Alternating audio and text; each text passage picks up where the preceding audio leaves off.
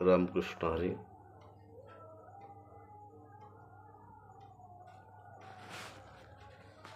तर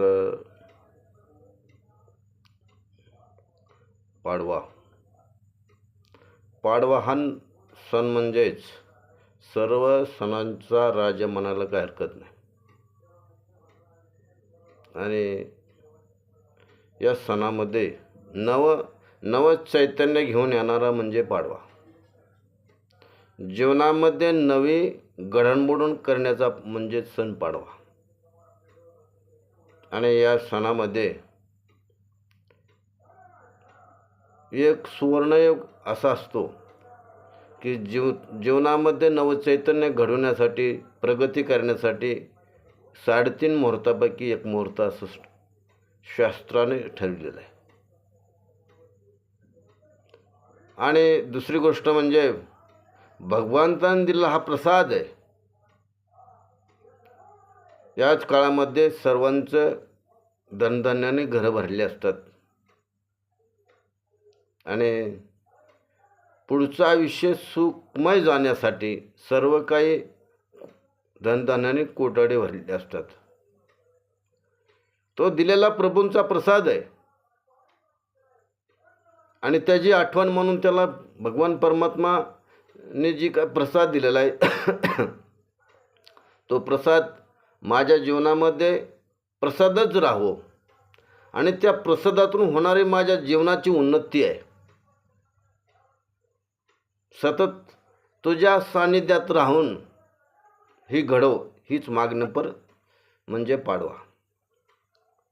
आणि या पाडव्याच्या निमित्तानं तो एक प्रसाद सुरुवातीला ठरला जातो म्हणजे कडुलिंबू. ते लिंबाचा ते ही असणार तौर आणि साखर एक ठिकाणी मिश्रण केले जाते आणि तो प्रसाद दिला जातो. ह्याच्या पाठीमागचा उद्देश आहे जे माझ्या जीवनामध्ये मागचे जे काही कडवट विचार आहेत, दुर्गुणी विचार आहेत, ते या चैतन्यरूपी साखरेमधून त्याचं मिश्रण व्हावं आणि त्याचा कडवटपणा जाऊन तो माझ्या जीवनामध्ये चैतन्य निर्माण व्हावं, हा त्याच्या पाठीमागचा उद्देश आहे. आणि पूर्वी राजा महाराजांनी जे काही विजय मिळवला होता, असुरी शक्तीवर मिळवण्याचे साधन म्हणजे विजय पताका. पूर्वी राजे महाराजे विजय झाल्यानंतर त्या नगरामध्ये गुढ्या तोरणे उभारत होती. हे विजयाचं प्रतीक आहे. भगवंताला एकच मागायचं की भगवंता माझ्या जीवनामध्ये सदैव विजय हो, विजय दे. आणि माझं चित्त, हे गीतेमध्ये एक वर्णन दिलेलं आहे, 18वा अध्याय, आपलं 6वा अध्याय 18वा श्लोक आहे. यदा विनयतं चित्ता मात्मनेवापवतिष्ठते निष्परः सर्व कामेभ्यं युक्त इत्युच्यते तदा.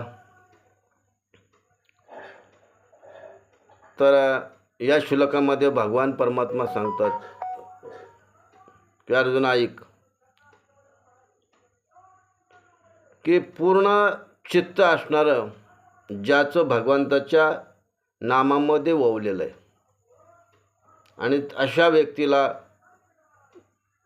जी काही भोगवादी विचार आहे त्याच्या मनातलं, ते विचार नष्ट होतात आणि त्या भोगवादी विचाराकडे चित्त गोंधळायच्या ऐवजी, रमायच्या ऐवजी तो भगवंताच्या चरणावर त्याचं चित्त समर्पित होतं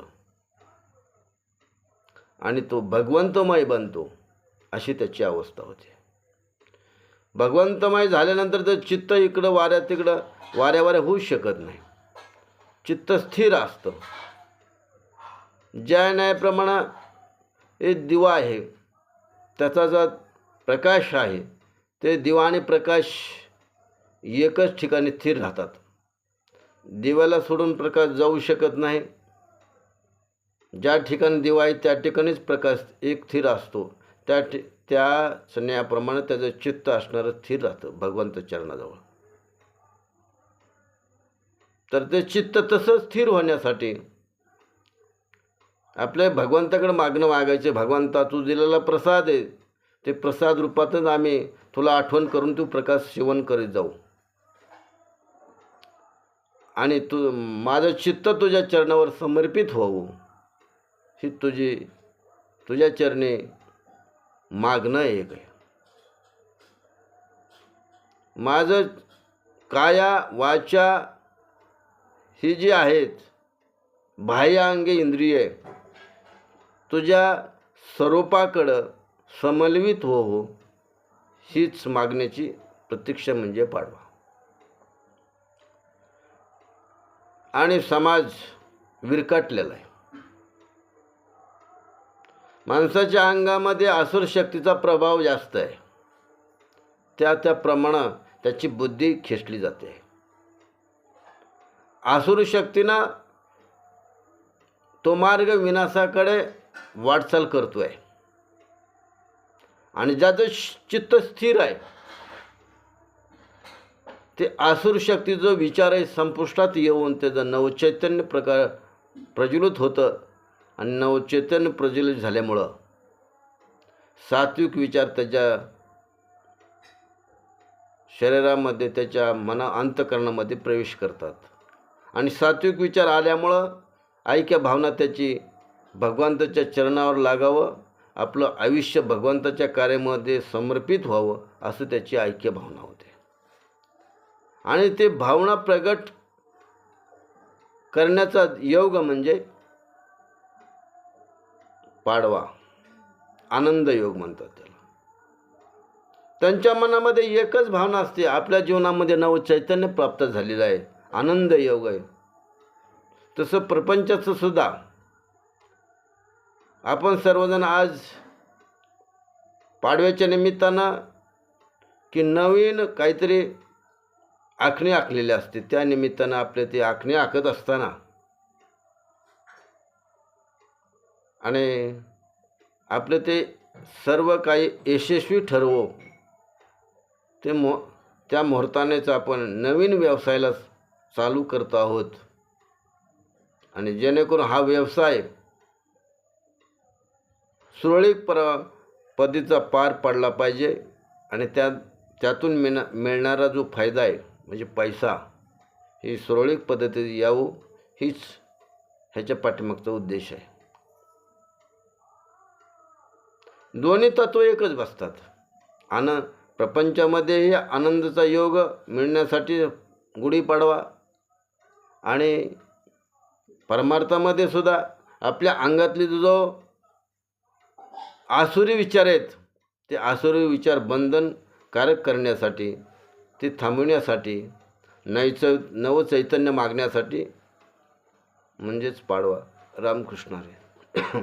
वसुदेव सुतं देवं कंसचाणूरमर्दनं देवकी परमानंदं कृष्ण वंदे जगद्गुरु.